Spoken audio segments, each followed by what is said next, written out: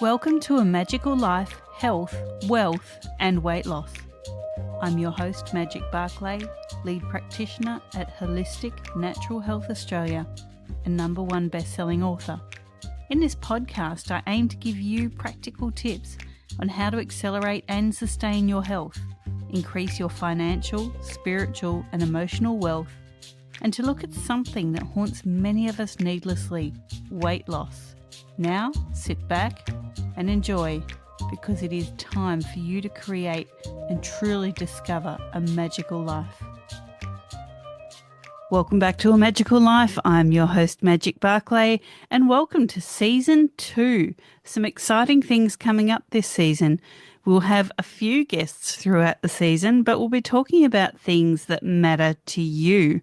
Now, this could be traditional health, this could be homeopathic health, it could be any form of health, hopefully some more natural medicine coming in, and we're really going to kick this season off with a bang. We're going to have our first guest of the season, and we're going to talk about everything permaculture, survival techniques, and how do you get started on a homestead. So without further ado, welcome to Season 2. As always, like this podcast, subscribe, share the podcast, and if you really love what we're telling you, leave us a review. Before we get started, I will remind you to pop over to the Facebook page for A Magical Life, Health, Wealth and Weight Loss and send us your questions, because Season 2 is about you. We're here to answer your questions, any burning questions at all, and we will give you a shout out on the podcast. Now, let's get to our fantastic guest today. I'm talking today to Australia's preeminent survivalist, Trevor Andrei. Now, let me tell you a little bit about Trev. He's a good mate of mine. We've been Facebook friends for quite a while, and we've finally caught up in person to bring you this podcast. Trevor has lived most of his adult life travelling through Western Australia, Northern Territory and South Australia before settling in the state of Victoria in Australia. He's done many years as an outback tour guide and in mining. He's a single, pure-blood father. He's sponsored by a gun shop and he loves sharing his skills. And no, ladies, this is not a singles event that I'm telling you about, although he is on the market, so some lucky lady will snap him up one day. Welcome, Trevor. Thanks, Magic. Thanks for having me. My absolute pleasure. Now, in our chats, we've talked about how do you start a homestead. It's kind of the go-to lifestyle for people. I live on a fledgling homestead myself.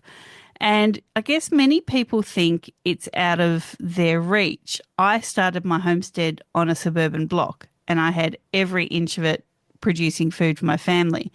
So people might be looking at, well, how do I buy a block? So my first question for you is, what are we looking for in a Section 32? Now, in Australia, it's a Section 32. In the US, I believe it's a vendor's statement. We're looking for things like, what is on the property? What do we need to be cautious of? Go for it, Trev. So what we're really looking at is overlays. Like, these things can be six-figure killers. These are the things that can take years out of your life and add years to your dream build. What we're looking for is bushfire overlays, Aboriginal heritage overlays, which are common along watercourses. We're looking for conservation overlays, which means you can't even cut a single tree, you can't do anything. We're looking for all sorts of overlays, whether there's going to be anything that's going to be coming along in the future, roadworks, power lines, mining, anything like that. Just basically, it's a real big heads up. And we have to be wary with Section 32s, because a lot of times when there's a run on land, like land banking and things that we saw in the last 4 years, and tree changes, that you'll get unscrupulous agents that will literally tell you everything that you want to hear, lie through their teeth, and tell you, look, we're looking for a cash unconditional offer by 5 p.m. today. And that means you're waiving your Section 32 rights. Now, one of the big troubles that we've got is with councils when these big runs on land occur, as we've seen in the last 4 or 5 years, councils get inundated instead of putting on more staff. They're just happy to boost their numbers. It looks great. Oh, I'm doing a wonderful job. We're building more. We're getting, 50% more people. But those people are all buying blocks of lands with major issues that are being sold by unscrupulous people trying to absolutely cash in on your lack of understanding of what's going on in that area. So sometimes I had it when I was buying my farm. Council would get back to me a month after a farm sold. Oh, hello, Mr. Andre. So what questions do you want to ask? You know, mate, I've looked at 13 blocks since that one. That one's been sold for a month now. You need to put on some stuff. Like this is going to all be a massive catastrophe in the next 10 years when people want to actually do something with that thing they've just invested hundreds of thousands in. Other things that we need to be very mindful of are vegetation offsets and things like that. So there's sort of two rules that I've found where I am, and that is that there's a rule for locals and then there's a rule for outsiders. Everybody seems to circumvent, all the rules on vegetation. That's an insider, and if you're an outsider, suddenly there's a mystery phone call and you're paying thousands of dollars and you've got offsets. Even if it was just for something like where there's meant to be an exemption of 4 meters to do the boundary fences, which, as we've seen with the bushfires going on in the Grampians, which is just ground zero is like 10 k's from my farm.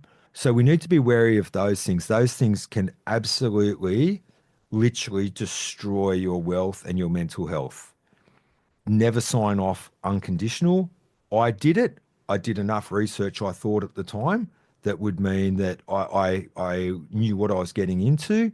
I didn't realise that literally there's a rule for locals and a rule for newcomers. And I don't even mean literally. I mean, I'm probably going to prove that in court this year. So don't sign off on unconditional. Absolutely don't do that. And if you can get a bit of local knowledge, this is going to be really good. So other things you might be mindful to understand is, has somebody been coveting your block for 50, 60, 70 years? For example, my block was sold and the lady who bought it off her aunt told her the family name by name, you must promise me that you will never sell to these people. They've wanted that block off us forever. You can never sell to that family group.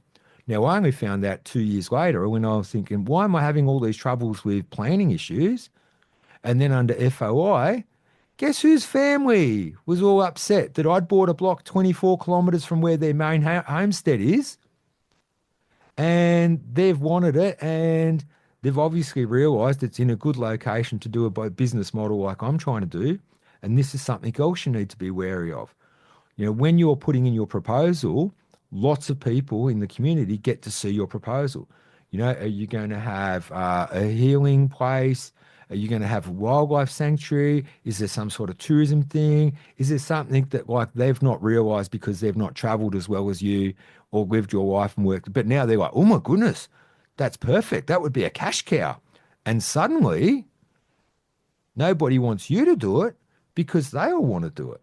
You have to be so careful. Other things we want to be mindful of is we want to see if we can talk to neighbours and say, oh, was there ever any old sheds or anything on that property? Chances are in the bush, they're either built of corrugated iron, wonderful, not a problem, or asbestos. The problem is literally every time in the bush, like on a block when somebody used to have a building built out of asbestos, when the termites eat it, they find a little hollow in the property, stick it in the hollow, put a little skim of dirt over it, and they know it's there, but they're never going to tell you. And you don't know because once it's 20 centimetres under the dirt, you're not going to know until the day comes that you go to build something there.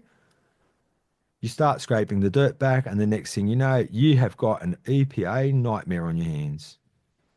That's some great information. Now, for the non-Aussie listeners today, the FOI is the Freedom of Information Act here in Australia. So what we can do is just send in some paperwork and ask the question, and under Freedom of Information, we get to find out a whole heap of stuff. So I'm not sure if you've got the same thing over there in the US or over in the UK, but yeah, we have that here, which is a great thing, which has been quite recent actually. One little note that you might want to put on that is particularly if you've have planning issues with council and you start suspecting that things are going awry and you start making your own connections where you realize that family members are related to people, et cetera, and it's starting to look very, very dodgy, right? Just be mindful that councils in Australia make their own bylaws so they can actually just decide to just block you on something because they rezone your block. They won't do it to anybody else's. They'll just put some special conditions on you just to make you feel extra special and welcomed as an outsider. So when you do your FOI, what you also need to be mindful of is if there's anything incriminating on council or its people, right? They can remove that. And it even says it in their own paperwork. If there's something incriminating us of a criminal offence, we don't have to give it to you. Crazy, but true. The way that we are fighting back against that is we still request an FOI off them, right? But then we'll go to the federal MP and we'll explain to the federal MP, as I have and as many other people are doing, right? These are the issues that are sounding very suspicious to me. If the federal MP's office sees what's going on, they're going to refer you to the Minister for Councils, right? So the Minister for Councils has the power to say, because, for example, when I've got FOIs, which took me forever, and I had to keep badgering and badgering and badgering, saying, hey, you're meant to respond within 30 days. Where is my FOI? Right. Then they redacted sections, like they redacted paragraphs 7 centimeters long. That's 3 inches, right? They're not meant to be able to redact that out, right? They're meant to redact private information that may identify the person. But believe me, when you know that you got three neighbours, right, it's really easy to work out if a neighbour said it or if it was somebody from down the road. Other things are in the council's information, in their own acts, right? If there is false, misleading, defamatory information that somebody has put in their complaint against your proposal for your business, the home you want to build, whatever, right? So if there's false information that they've put in their complaint that's on your file that is then forming the conditions, which may literally make you bankrupt to continue, right? And you can show that these things are complete untruths. Council, unlike mine, is meant to remove that from your file. Me and the MP are having a wonderful little talk about these things as we speak. I hope this is of great help to you. Thank you. Now, there's wildfires, and I say that with a grain of salt. They're not wildfires, they're fires. More about that maybe in another episode. But there's wildfires all around the world now. We're seeing it everywhere. There's fire retardants being sprayed heavily. There's crop spraying as well. There's all sorts of stuff coming from planes onto our land. Some of that we know, some of that we don't. There's insecticides coming from other farms. We know all this stuff. But there are other poisons that we need to be aware of, such as 1080 here in Australia. So, Trevor, how do we find out what is being used around our area? And also, if you can tell us a bit more about 1080, what it does. As I said, it is a big thing here in Australia. I'm not sure if it's used overseas. I'm pretty sure it is. But yeah, what are we looking for in a way of toxins that we have to be aware of on our land? So here's another good point. So I actually applied to find out, what was on the chemical register. And then I got told, oh, there is no chemical register. And I was like, oh my goodness, you guys are so like 1800. Um, I paid double the record price per acre for my farm because I know it's only been farmed once 1 year in its entirety. My block was a bush block, so I've got years of work to get the soil to be good to grow in. You can do soil tests. You can find out what sort of crops have been grown. So, for example, where we are here on Magic's beautiful Magic spot. It's beautiful. You want to see the views out the window. It's gobsmacking. And there's a Rosella sitting there eating your figs that I was eating this morning. I wouldn't blame him because that fig was delicious that you gave me. So this was a potato farming area. So in potato farming, still to this day, they use a chemical called paraquat, and it's bad. It should be banned. It is just bad. Like we've just got to get better at farming practices. So yes, so do a soil test. Things like 1080 are a concern. So for example, 1080 is a bait that is used to control feral species. You will never ever hear me ever condone baiting animals with poisons. I'm sponsored by a gun shop. I was the admin on Facebook for Fox Hunting Australia, which has 30,000 members, which, if you want some crazy numbers, it's about the same as one of our militaries. There is more than enough people that are trained, that have got licenses, that have done all the things to go through and shoot feral species.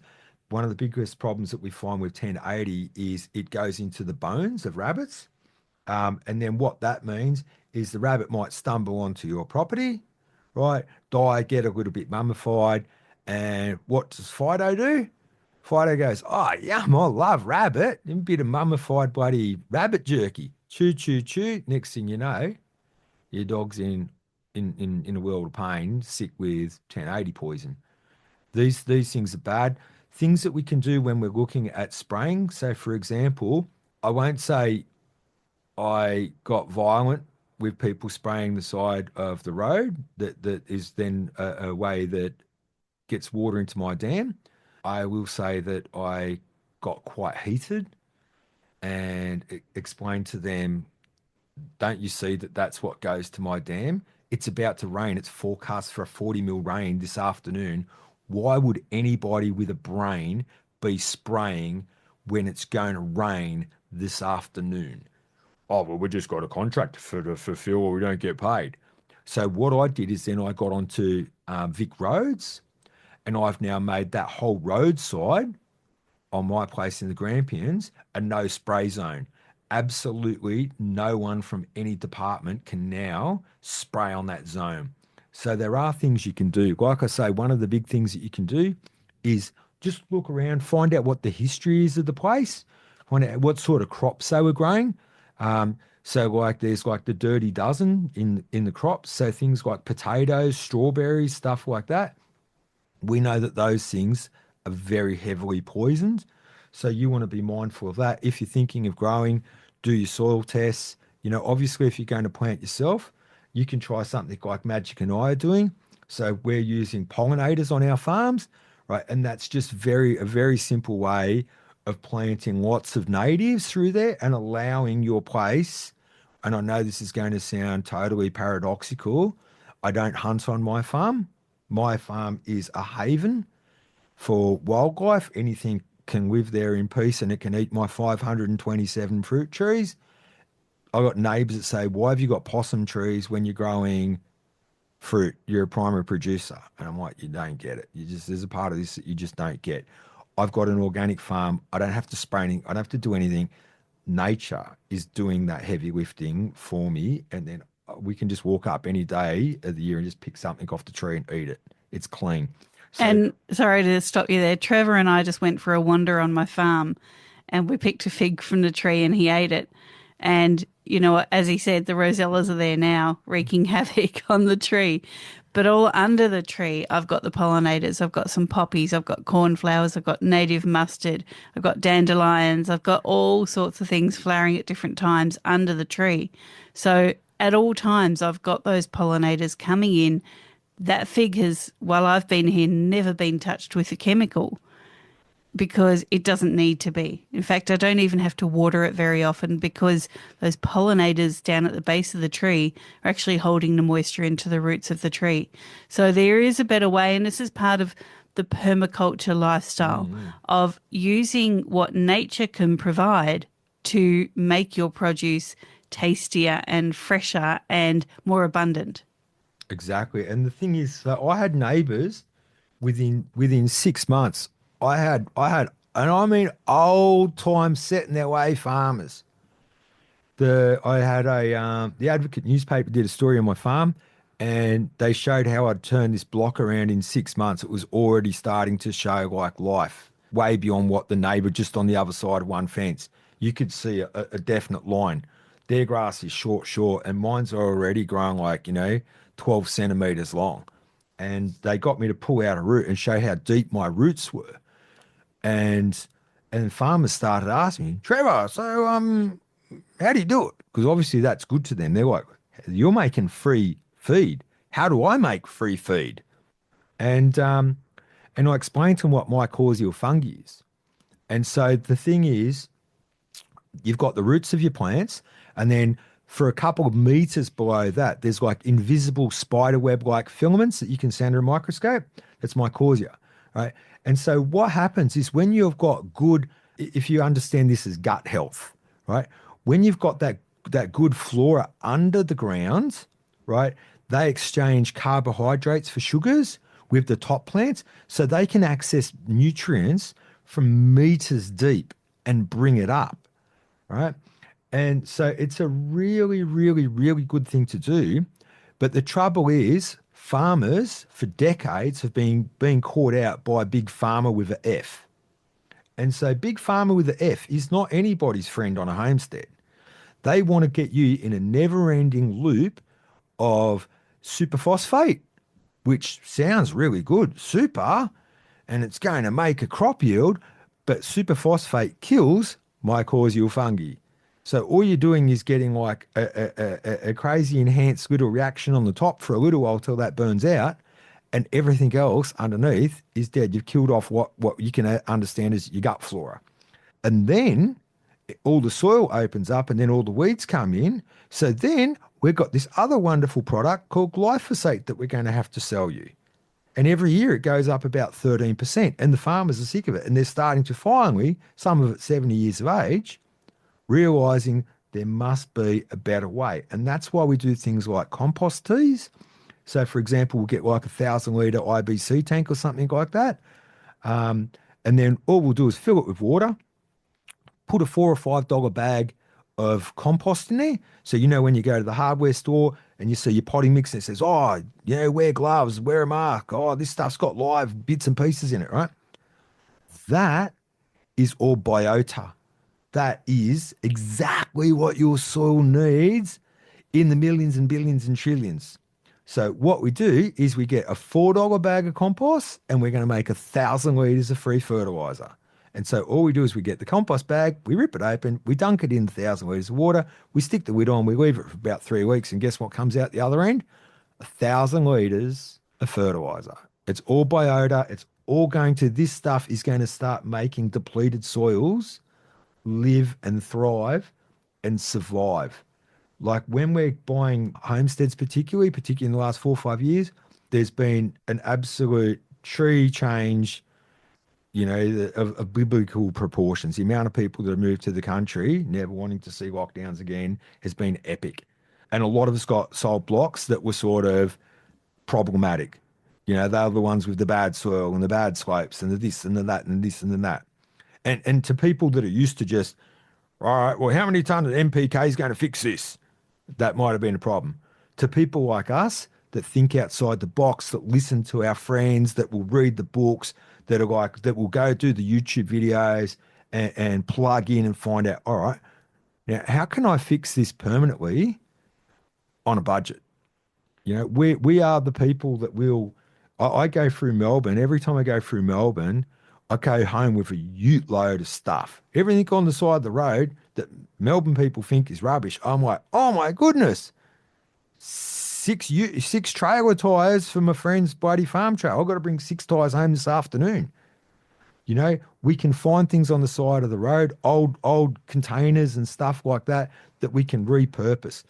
What we're really looking at when we're looking at stuff like this is, so soil structure, how we can fix the soil and things like that.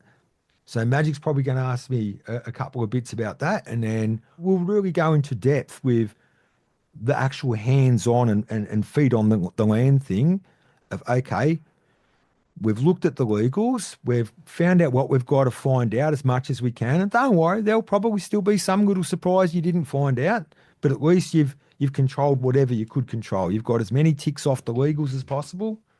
Now we're going to look at, okay, this block of land, how are we going to make this arable? How are we going to turn this into, like me, I'm turning my block, which was the block, I own the block that started the Ararat Gold Rush in 1853. I own Pinky Point.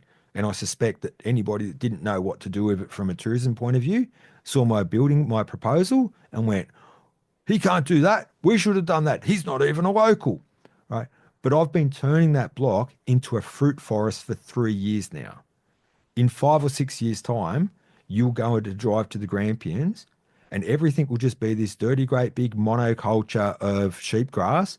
And then you'll go around the corner and you'll get to Pinky Point and you'll go, oh my goodness, what is going on here? This is like paradise. And this is what we're all trying to create on our homesteads.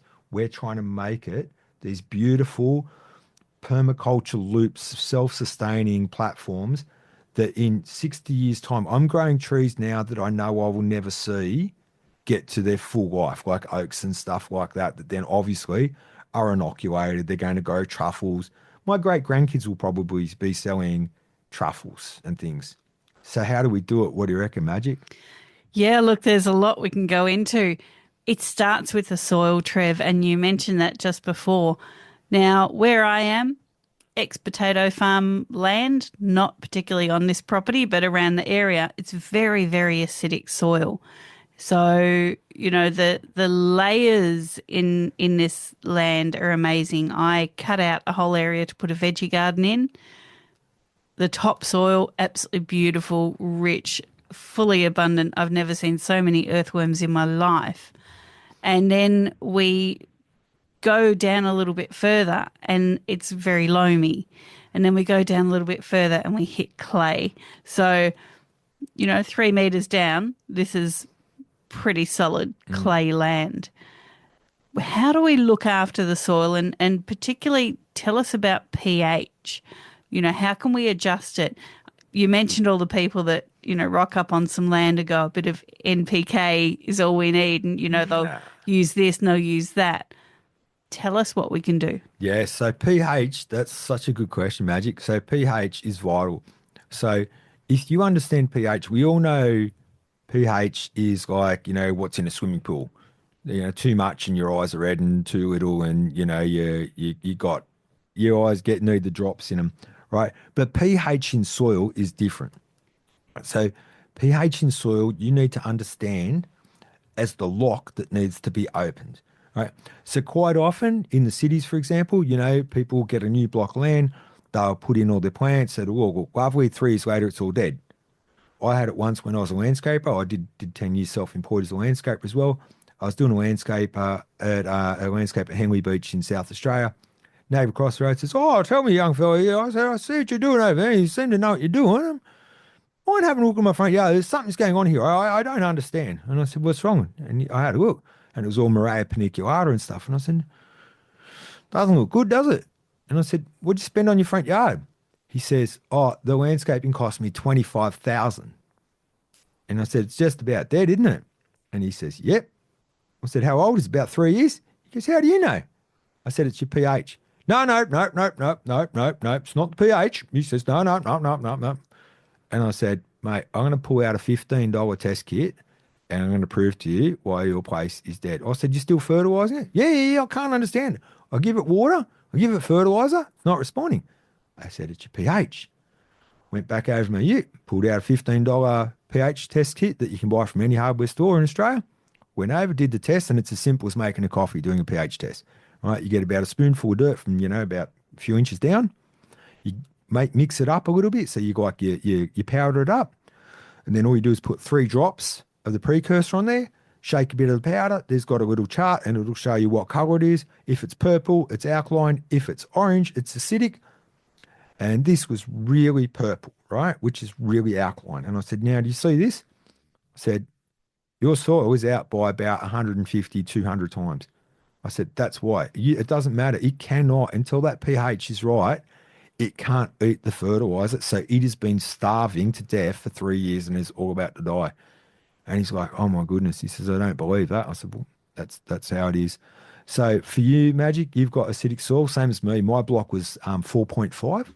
So that's out maybe 250 times. It's to the magnitude of 10, which is like terrible, right? Clay is very good, very lots of nutrition in clay. The trouble is really wet in winter, really dry in summer, so you're getting wet feet on your roots and killing them in winter, and they're baking in the ground, literally baking in a natural terracotta pot under the earth in summer. How do we fix that? It is a piece of cake and no one does it. I remember doing a landscaping job on one of those $2 million hospital lottery places in Glenelg Beach. They couldn't work out how to build something. They paid me to come in and build the thing that they couldn't work out how to build. I'm going around, I'm sitting there doing like, I'm talking a couple $100,000 landscape. And I said, are you guys adjusting the soil? Like a $200,000 landscape? No, we don't do that. And I was like, it's all going to die. I'll get me test kit. I'll prove to you. It's going to be 8 or 9. It's all going to. You don't even adjust it. $200,000 landscape jobs don't even adjust the pH. And here's how bloody simple it is. You do the test. If it's acid, like acidic, right, then what we need to do is we need to adjust that up with lime. So even builder's lime, right? And you just basically shake it in the ground, or in rural areas, you can get crushed limestone. And so they'll bring that out to you or whatever. And basically, if you add that at the rate of about 1 kilo per square meter, right, it's going to adjust up. Just do sort of 3/4 of what you think you're going to need. Water it in. So particularly winter's a good time to put it, particularly when you know you're going to get, good 20, 30, 40 mil downpour, right? It's going to take about 6 weeks to get into the ground and adjust the pH. And the next thing you know, you might need to do it like 2 times. And next thing you know, your soil's going to be where you want it. Anywhere between sort of 6 and 7, be happy with. And that figure sort of fluctuate if there's organic matter or whatever in there. But anywhere in there is pretty good. So pH is low and acidic, which is orange on the scale.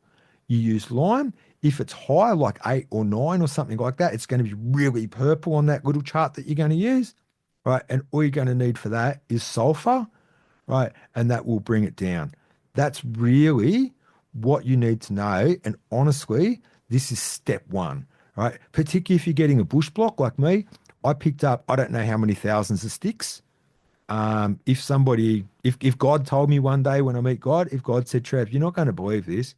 You picked up 23,468 sticks on that farm of yours to build permaculture, Hugelkultur piles. I'd go, wow, I knew it was a lot. I didn't know it was 24,368, but it'd be something like that. So what I did first is where I knew I was going to build permaculture piles all around the block, which is like big compost piles out of stick and dirt. You're basically making a lasagna to break down over time and give structure to the soil. So what I did first I pH tested the soil on the ground, right? Because that's going to give me my best thing to go off. Then I adjusted the pH of that. And then I did the Hugelkultur piles on the top. And you got to understand, as you add things like gum leaves and that's going to be more acidic, right? So then every once in a while through that, you shake a little bit through, you put a little bit of lime over that as well. And then you put your soil. And basically, I'm at sort of 3 years now, maybe another 2 years, then that's all going to be down in the ground. But in the meantime, I've been putting all sorts of seeds in amongst it all, so that the day that it's all ready to germinate, I don't have to start from ground zero. All the right sorts of seeds that I want are already in there, just waiting for the day that they deem that the conditions are perfect, and they'll sprout. In permaculture, we've got what we call succession. So permaculture is about getting like your 5 zones or 6 zones and working out, okay, basically like Magic's place, you've got to come here. Like Magic's got this place pretty well dialed in already, and she's only been on this block for a year. Like they've built a phenomenally awesome greenhouse. They've got a really good rabbit-proof veggie garden and medicinal garden. Like it's really well set up, and it's really well set up where it is, which is what you've got to do. You want to sort of work out how it all makes sense. Now, the thing that we understand, if we're going to go the whole 9 yards on permaculture, right, is succession. So what we're understanding is that we're building up the soil, we're getting some plants to grow, and they're going to get overtaken over time by our long-term ones that are going to be the ones that are going to be there for generations to come. 100%. And we mentioned we went out to my veggie garden this morning. We wandered around the property. I've got Hugelkultur beds inside my greenhouse. So I've got 2 very cheap internet garden beds set up in the middle of it. And that's actually filled with some of the, I guess, the waste that people would consider waste. It's not waste, of sticks and leaves and grass clippings and all sorts of stuff. And then it's just got soil on the top. So, nothing goes to waste. But in the veggie garden, I mentioned to Trevor as we were walking around that I made a mistake. I raised the bed so I wouldn't have to bend over as much. And I really don't like getting down to ground level. And so I've raised the beds up with the soil that's there. And in some areas, someone would look at it and go, oh, Magic, your garden bed's full of weeds. It's actually so moist where I've got the dandelions and a wild mustard holding the banks of these raised beds in. And when there's none, it's dry and it's solid and the pumpkins are looking at me like, dude, water me. Yeah. Like, this is part of permaculture. Nothing is out of place. No. Nothing is not needed. It's all needed. Those dandelions and those mustards, I'm about to make a whole series of mustards that I'm going to sell at market from that wild mustard. The dandelions I'm harvesting now. I'm pulling out a couple of plants, every week, and I'm drying them naturally in a herb dryer, which just is actually hanging outside my office on the wall. And I'm going to be making things. I've already made batches of dandelion honey from the flowers. So, in permaculture, nothing goes to waste. And I think we have to get out of this mindset of a weed is a bad plant. A weed is just a really good plant that you've given a nasty name to. Yeah. That's all it is. And listeners, you're probably thinking, this is a health podcast. What the heck are they talking about this stuff for? The weeds that we see in the garden, we see in those in our health as well. Like nothing is wrong with your body. It's just not maybe used to the best way or not in the right place or not at the right time. So, your dry skin, what is that telling you? It's telling you that you've got nutrient imbalance. Same as if your plants are dying when you put them in your landscape garden, you've got a nutrient imbalance or a pH imbalance. So, we can link this stuff up to our health quite easily. Now, talking about free things in the garden, Trevor, there's a term called bush tucker here in Australia. I don't know if overseas you guys use this, but it's a term that's bandied about here a fair bit. We all hear about it, but many people don't know what it means. So, what is bush tucker and how can we use it for our health and our survival? Well, let's face it, Magic, that's a part of why we're having this chat today. I've just spent the last 2 days doing a YouTube collaboration with a guy called Anonymous, and we just went through Melbourne and we've been looking and out in the Grampians. We filmed the bushfires, we filmed farms. We've talked about lots of bush tucker. So I hold a research and share Indigenous culture qualification from Charles Darwin University. I spent many, many, many years as an outback tour guide. And I started doing volunteer work 25 years ago on an Aboriginal community where they were still carrying spears for real. There were no tourists. This was for real. So bush tucker basically comes from that. It was bush and tucker's just Aussie slang for food, right? So when the white settlers came out here, it's not like they were all hated by the Aborigines, or I suppose what the new modern word is First Nations people. And in fact, a lot of them became good friends and got on well. And so you would be taught bush tucker, if you were sort of taken in as a friend of the tribe. You might have had a homestead, but they knew that bloke's good, and when we run out of sugar or something, that bloke will, he'll help us out, so we're going to help him out a bit. So, for example, very early instances, a cup of tea might be an easy thing to get today. Can you imagine how hard and how expensive tea was in 1800? So Coria alba, which is an Australian native plant, the Aboriginals taught the white settlers, you put some of this in when you boil that water and it tastes good. And the white settlers like, that's English breakfast. Right. And this goes on and on and on. Like we've got medicinal benefits from things like kangaroo apple, which I grow on my farm, which is, the 60,000-year-old version of Denko rub or Voltaren. Right. It was smashed up and made as a poultice. So a lot of the things that people call weeds I mean, if I can ask you to do two favors for me today. One, subscribe to my YouTube. I'm going to really appreciate it. Two, the thing that I really want you to do is get onto your council and ask them to start putting in edible weed gardens, and particularly if it's called bush tucker, because then they can sit there and try and sell it with the whole, oh, we're all going to be wonderful and lovey-dovey and whatever. When you've done as many years in Aboriginal culture as I have, you realise that unfortunately a lot of these councils and governments use Aboriginal culture in the same way as silverware. It's put out for the fancy guests to show off, and then it's locked up in a cupboard after that. But we can use that to our advantage and say to them, look, why don't you? I was going around in Melbourne yesterday, was anonymous, showing him things that you can eat. And I was like, look, there's even a signboard next to this. They should be putting a sign saying, you can eat this. This goes great with potatoes and roast, you know? So a lot of the things that people think of as weeds, like Magic just touched on one of the best right there. Dandelion, wonderful. Okay, so here's your hit list. Dandelion, south thistle, mallow, purslane, nasturtium, amaranth, a little bit of oxalis, not too much, but a little bit of oxalis, lovely and lemony. My daughter loves a little bit of oxalis when we have, my daughter's half Greek. So over there, it's prized. It's called horta, right?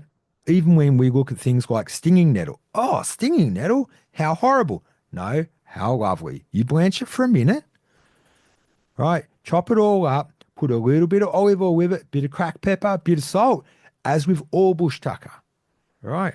You either blanch it for like 1 minute or you fry it up, right? Little bit of olive oil, little bit of pepper, little bit of salt. Oh my goodness, so amazing.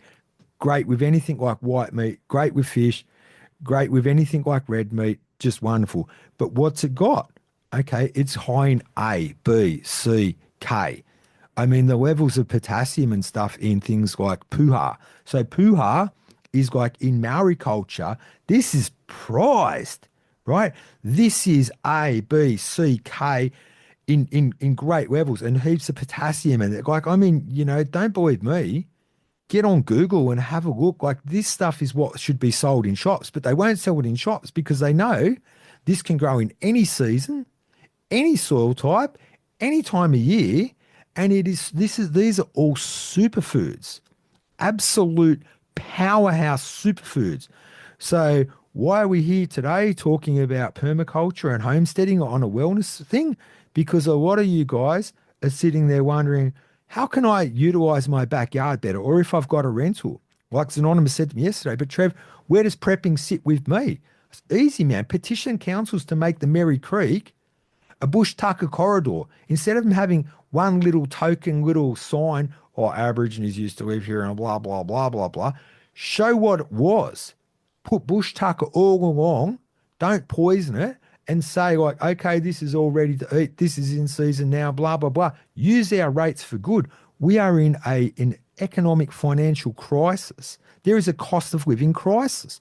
Why are councils planting pear trees that don't grow fruit when they could be grafted with a fruiting variety and suddenly we're eating for free? When we look at that in our backyards, we go, oh, well, I've tried growing tomatoes before, and I know that home-grown tomatoes are nice, but the birds come and peck at them. Okay, here's the trouble with growing fruits and vegetables.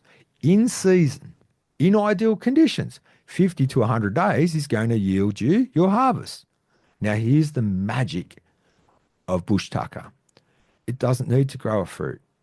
Most of it doesn't grow fruits, right? It just grows and you can snip it off like parsley and you can add it to every single dish that you cook, and I guarantee you it tastes nice.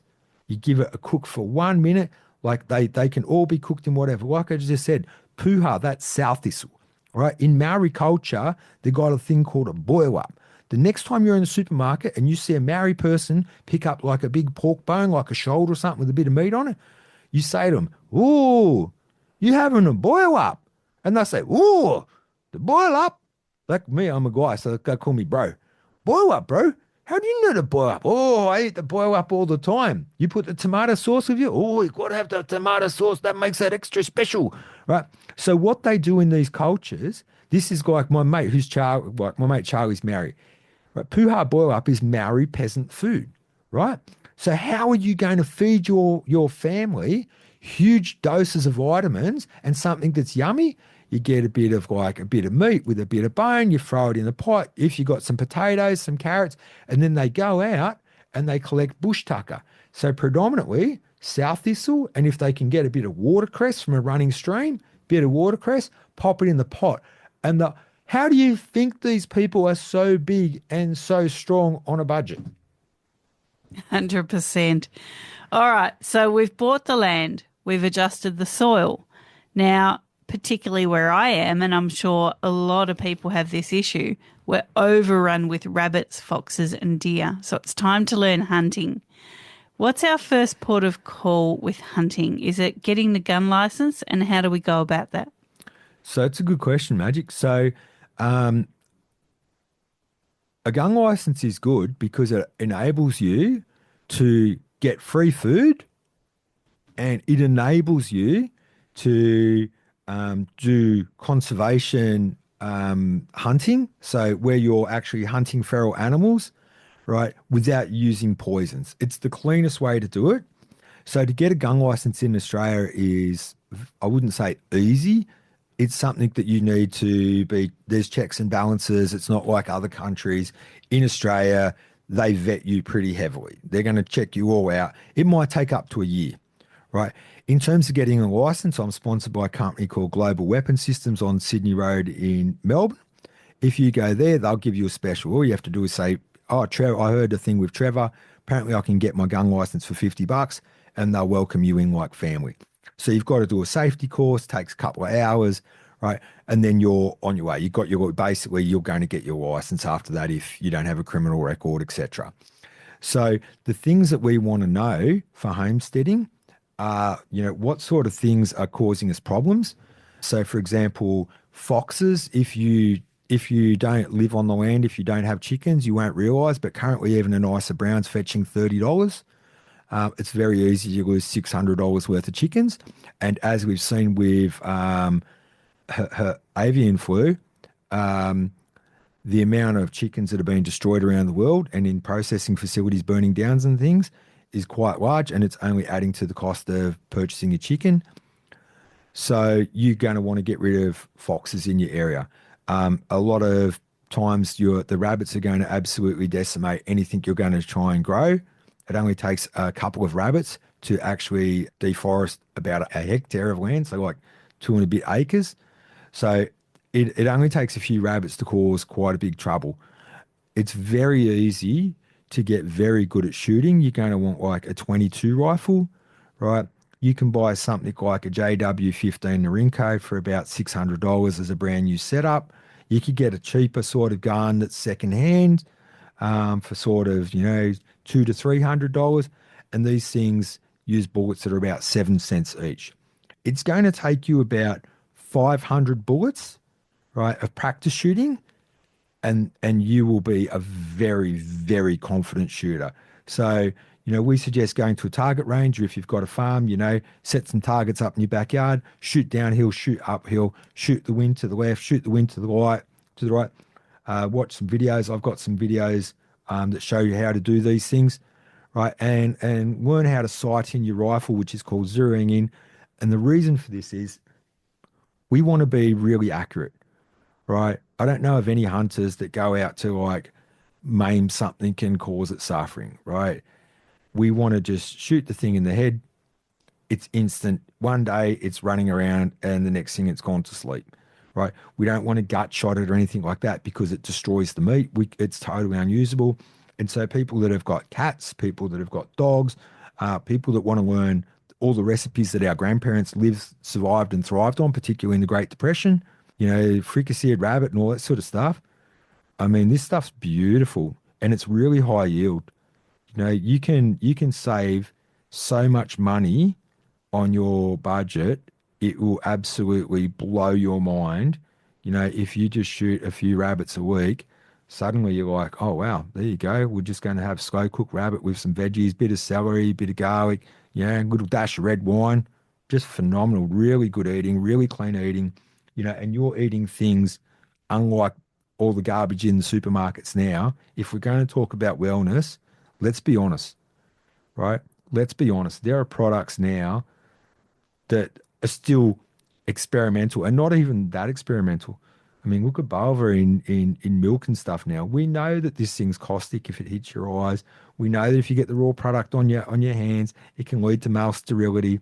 And yet out they come. They're just constantly pushing things and injecting things. If they told us all the things that like the animals have been injected with that are on our supermarket shelves, we'd be going, oh my, it's like a donut. Why is there 40 ingredients in a donut? Like, isn't it just like dough and a bit of cinnamon sugar and some oil? You know? So this is the thing. Like, it's a really good question that you've asked, Magic, is how do we go about it? And more so for people new to homesteading, why would you go about it? And that's the answer. We're not going to have to use 1080. So suddenly we've got $1,000 vet bill because Fido's bloody rolling over half dead, right? We're doing what everybody did for thousands of years. We're just using modern techniques with a really, really accurate rifle, with a good scope. You know, it's really easy to use, and there's nothing to be afraid of. I mean, these things have got safety catches on them. The bullet comes out the front.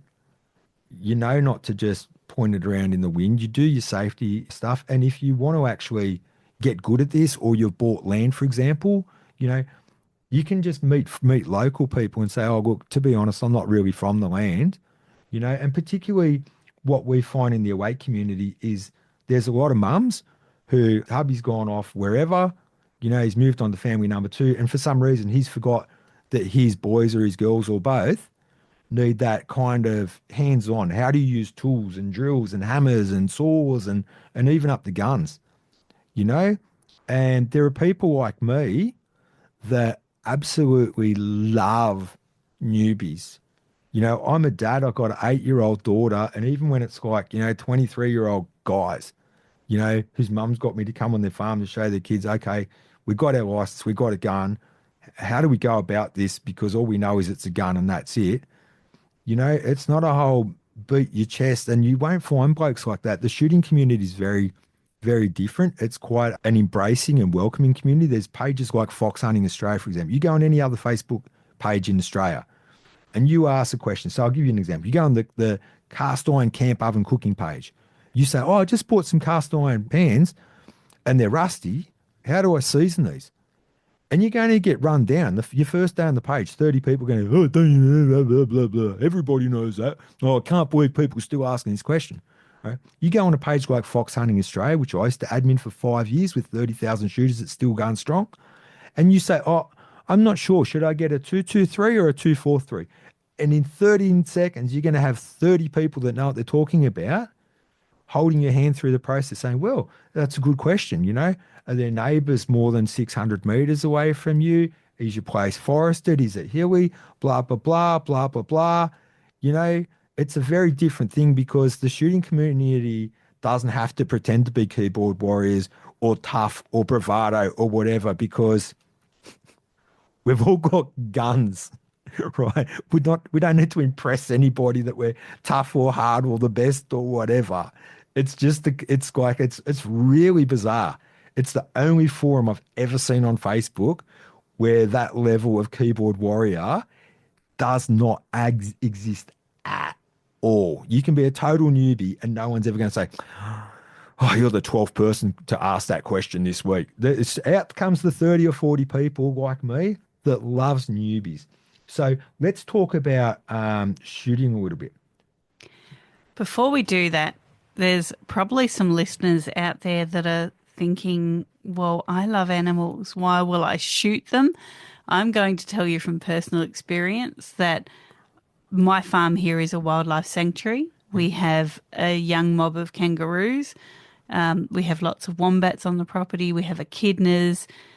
You know, we have a lot of bird life as well. And I've had to put down 2 wombats in the past 2 months because of mange. Mange is spread by rabbits and foxes. Yep. So, you know, and I've lost 3 joeys literally last week. Foxes were following my female kangaroos around, and when the joeys first get out of the pouch, they're a bit wobbly. They don't really know how to use their legs. Yep. Mum can't be everywhere at once, and Dad wasn't around on this day, and the foxes just came and took the joeys. Yep. So before I hear listeners go, but shooting animals is wrong, sometimes wrong becomes right. Yeah. It has to, because you have to put your native animals first. You have to put your pets first. You know, I have a cat and she's in a cattery, but I have seen the foxes, and I don't know how Oh, many locals have said, don't worry about your cat. Foxes won't go for her. no. I have seen them outside the cattery trying to work out how to get to her, and they are 3 times her size. Yep. So let's talk a bit about shooting. What do Yeah. we need to know? A little while ago, actually, I had some friends and they called me up and they're good friends, really good friends. You'd be amazed how much as being on a new farm can be totally isolating, that when you find your tribe, like they'll do anything for you and they're always out to help you. Oh, I found some chicken wire on the side of the road. Do you want? Oh, yeah, I'd love that. Oh, Fred's getting rid of some corrugated iron. You want to come around and pick up? Oh, yeah. Like it's just phenomenal, phenomenal. The unity in community is strong when you find your tribe. So my friends called me up and they said, "Oh, look, Mum's horse is it's gone lame. It can't even stand up properly anymore. The vet wants a fortune to put it down. Can you come around and shoot it for us? And can you give us the number for that mate of yours that's got a bobcat so he can dig a hole and bury it nicely?" I said, yeah, no worries. So I got on Daryl, said, "Oh, do you want to meet us around there at such and such tonight?" "Yep, no worries." Put a lead around the horse, gave it a pat for about 10 minutes, walked around, and yeah, I shot it in one shot with the right bullet. Like that was it. It was on the ground. Like it's as if you clicked your fingers and said disappearing legs. Like you could not believe a millionth of a second this thing was already on the ground, painless, beautiful. And that's the thing, Magic, is sometimes we do have to euthanize animals. Sheep might break legs jumping down into a creek bank or something like that, and this is the level of animal husbandry where, and it was put to me brilliantly yesterday. Another shooter said to Xanonymous that was doing that YouTube with me, he said to Xanonymous, "You've got to think of it like this. Imagine that you needed to be euthanized, right? Something tragic has happened to you. Okay. How long would you like the process to take?" And it was just like a really sobering moment where you're like, yeah, I'd literally want to just like close my eyes and that's it. Like it's as if I just went to sleep and didn't even know. And so when we talk about shooting, we're talking about the right gun for you and the right gun to do the job. And so it's very simple to understand this. So a 22 is basically a rabbit shooting survival rifle. It can be used for like a fox, at short range, which is usually where a fox is going to come around. It's going to be getting your chickens. It's going to be getting your cats. Yet again, I saw a forum a good while ago where some idiot in England was saying, "Oh, foxes don't eat cats. They don't eat animals." And I'm not joking. There was like 134 people got on that post straight away saying, "Do you want to see a picture of my cat that was like chewed up by a fox? Because I'll show you." Um, and that's really the thing, like people don't realize, even when you've got sheep for pets, which some people do just as grazers, just to keep the grass low. If you get a lamb, foxes will eat the tongue out of the lamb, just the tongue, and it's dead. Like it just lies on the ground until it's dead. And around here, the foxes actually hang around the sheep, and as the sheep is Oh giving yeah. birth, they're taking the lamb. Oh yeah. Yeah. It's really quite a problem. And like we said before, by us doing this, we're doing our bit to make sure that the land isn't all poisoned with crazy baits that stick around for years and years and years that then have all sorts of other ramifications. It's clean, it's ethical, it's done. Like you said, mange. My dog picked up mange last year because a fox had come onto our property, and within days, my poor dog was in so much pain with mange. It's not just like a looks bad thing. Like you can see the pain on the dog. And so I went to the agriculture supplies place, bought some Advocate, and that ended up doing the job. But I mean, it took a while to do it. So what are we going to shoot with? We're going to shoot with a 22 for rabbits. We're going to shoot, a shotgun can shoot anything because you can use different cartridges. The same size bullet has got different sorts of ammunition in it. So a 12 gauge shotgun is really good. If you get a really cheap, nasty one, like a cheap one, it's going to hurt your shoulder when you shoot it. You get something like a $600 to $900 shotgun, even a woman is going to shoot it. And I'm not saying it because the woman, I'm saying it's because of the musculature in the shoulders, is going to shoot that with ease. And you can shoot anything from rabbits to a pig.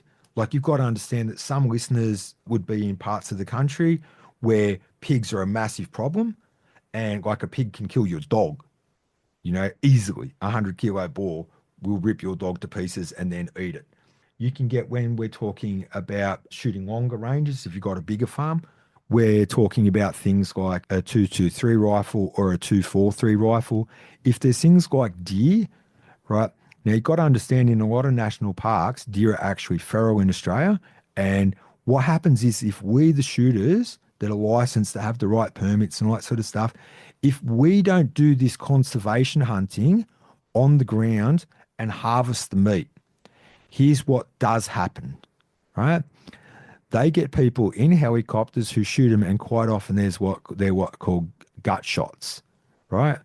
It drops the animal, it will eventually die. Nothing is harvestable. All it does is it places a huge amount of dead meat on the ground to further enhance fox and feral cat populations, right? And something has suffered, and we're all picking up the tab in our taxes. Versus if you want to harvest venison, which tastes amazing, right?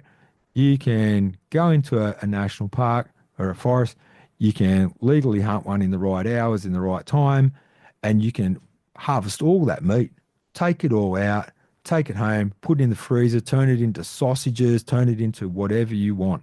And that's really the beauty in this, is like we say, and I've said this before, if everybody had to kill their own food, right, to eat meat, you know, I reckon something like 90% of the population would turn vegetarian overnight. It's a very sobering experience.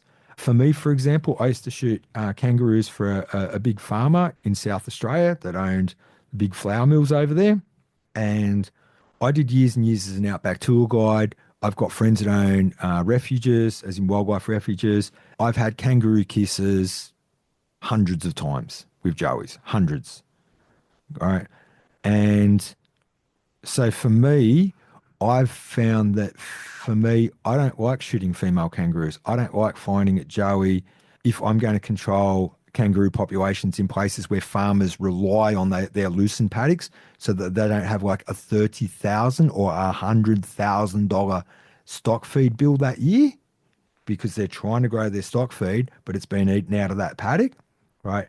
That's when they're allowed to shoot, when there's increased numbers of roos. Instead of me shooting females and then maybe finding a joey here or there, right, which I don't particularly like, I just shoot males, right?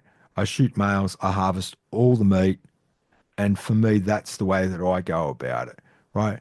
I'll be really honest with you, because I'm with Magic, and I can imagine what Magic's listeners are like if you're always wonderful and lovey-dovey as Magic is, right? How many deers have you ever shot, Trev? Do you want the honest answer? Zero.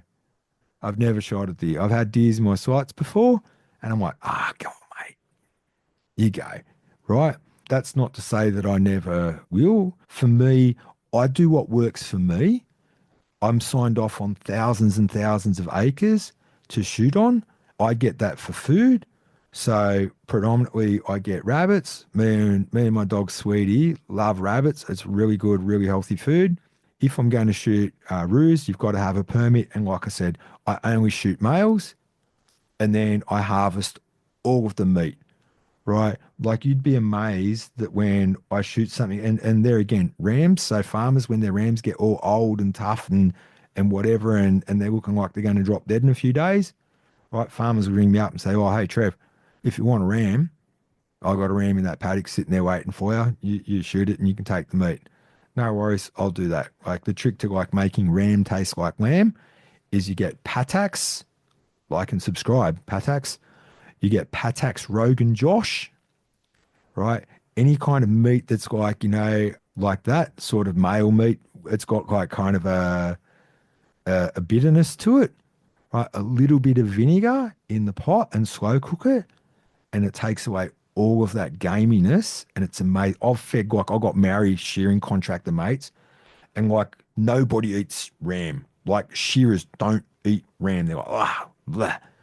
I've brought them around bowls of ram Rogan Josh, and the one's tried it. He's Chad's his name. I'll tell you the whole story. And he's like, bro, this is awesome. This isn't ram, this is lamb. I'm like, no, man, I'm telling you, this was a stinky old ram ready to die. And then he says to his mates, give this a try. They're like, no, bro, nobody eats ram. And he's like, I'm telling you, man, try it. And he's like, what did you do? How did you make this work, Trev? And I said, mate, Billy Clark, this is old guy Billy Clark, right where I live. Billy Clark's mum is the 2-time rabbit skinning world champion from Moyston. Moyston, if you don't know where Moyston is, it's right where it just all burnt down in the Grampians bushfires, and it's where AFL started. AFL was actually the Aboriginal game of Marnbrook that a couple of white fellas saw and went, whoa, that's a good game. We'll make a game like that, right? So Billy Clark's, right, the two-time world rabbit skinning champion's son told me, hey, mate, if you want to make any gamey meat taste better, you just make Rogan Josh out of it. You put a little bit of vinegar and away you go. And then it's not going to waste. If something is going to die, if something needs to be euthanized, if something can still be harvested, I'll do it and I'll put it to good use. But you would be really amazed, I think, to see that I do it with such compassion, and quite often I'll say sorry to the animal. You know, I remember seeing, I think it's like The Gods Must Be Crazy. There was this old movie back in the 80s where they found a bottle and they were like, oh my goodness, look at this thing. You can do all this stuff with this thing. But in that video, there's a scene where I think he shoots an antelope with a beer. This is a traditional ICAC Kalahari bushman. And in his way, the subtitles comes up and he's saying to the animal, I'm sorry I shot you. My family is hungry. We'll put you to good use. Your life will not go to waste. You know? And if you can understand it in that context, like Magic said, you know, if sheep are burnt in a paddock because the bushfires come through, right, I'm telling you, these are hard things to do. It never gets to a point where like you're immune to it all, but it's something that you do either because you know you're putting food on the table and you do it without being an a-hole and you do it as ethically and quick as possible, or you're doing something because if that was you on the ground, you'd be like, please, I'm going to close my eyes, put me out of the misery right now. Well, we've covered a lot, and I think we need to wrap this episode up right there. People, there are so many facets to health, and it's not just what supplement we can take, what we can take out of our diet, or what we can add to our diet. It's all-encompassing. It's how you live. It's how you respect and honour the land. It's how you live with the animals around you. It's how you live with the plants around you and what these plants can do. Remembering that many things we call weeds, or we're taught to call weeds, are actually medicinal plants. So thank you, Trevor, for coming on. Folks, you can find Trevor at survivalshopprepperswarehouse.com. Now, all his links will be on there. We'll put them in the show notes. Again, welcome to Season 2 of A Magical Life, Health, Wealth and Weight Loss. We look forward to your viewer questions. Please do like, subscribe, share and review this podcast, and we will see you shortly. Thank you. Thanks for listening today. Please subscribe to hear future episodes, leave a review and share this podcast. Drop us a line at A Magical Life Podcast on Facebook and let me know what you would like to know more about. You can find us on Instagram at Holistic Natural Health, that's holistic with a W, or at www.holisticnaturalhealth.com.au. That's where you'll access all sorts of articles, freebies and more.